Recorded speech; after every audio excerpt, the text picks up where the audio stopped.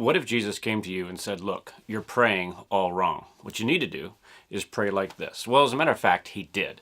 In fact, this is why he had this conversation with his disciples, because people had been learning how to pray wrong. They were not understanding the purpose of prayer. In fact, Jesus made it very clear, your Father knows what you have need of before you pray. A lot of people think, well, I'm going to pray and let God know what's broke so that he can step in and fix it. But that's not the purpose of prayer. Prayer is more about processing me than it is about getting God to wake up and realize that he needs to do something.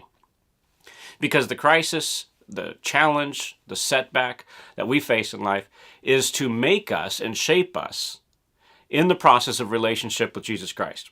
So when Jesus taught us how to pray, he was teaching us how to navigate life, not just something, well, this would be nice to do, add this into your life. No, actually what he said was, when you pray. So you're not going to get through life as a disciple of Jesus and not pray. It is necessary to pray.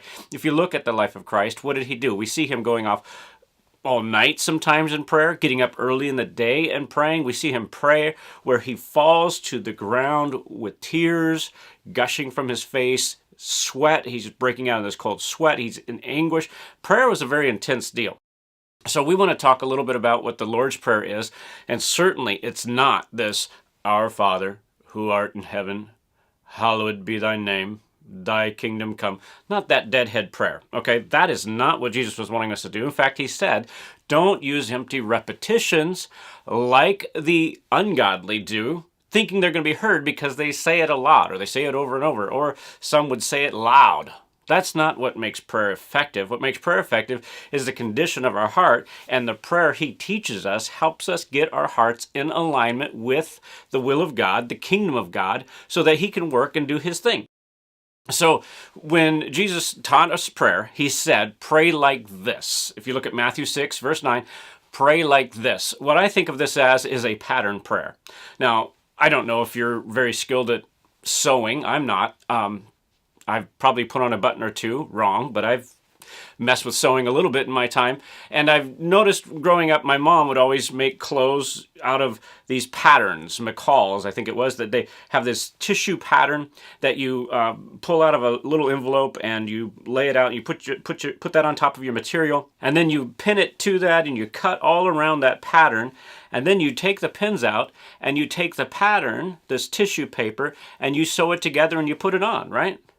No, absolutely not. That's not the point of the pattern. The point of the pattern is you take that and put it aside or throw it away if you're done with it, and you take the material and you sew it together. Now you have an outfit. Not sure how much you want to wear homemade clothes, but I've seen some pretty cool stuff made. The idea, though, is that is a pattern. That is a make a dress like this, make a shirt like this. That's what the point of the pattern is. And so when Jesus says, pray after this pattern or pray like this, he's not wanting us to put on tissue paper and walk out in the rain and go, my clothes just dissolved. What happened? Okay, the pattern shows us how things are to be done, but you can take that same pattern, you could put it on zebra stripes, you could put it on plaid, you could put it on polka dot, and have many different garments come from one pattern. So the same thing with prayer. Jesus gives us this pattern for prayer of how we're to pray like in a variety of different situations. The Lord's Prayer would apply whether you're raising kids, whether you're landing a new job, whether you're making a big transition in your life, going to a new place, or you're learning to get along with other disciples in a church, because Jesus is teaching this pattern to disciples. And so the very first word should change everything for us about prayer, and we're going to get into that next.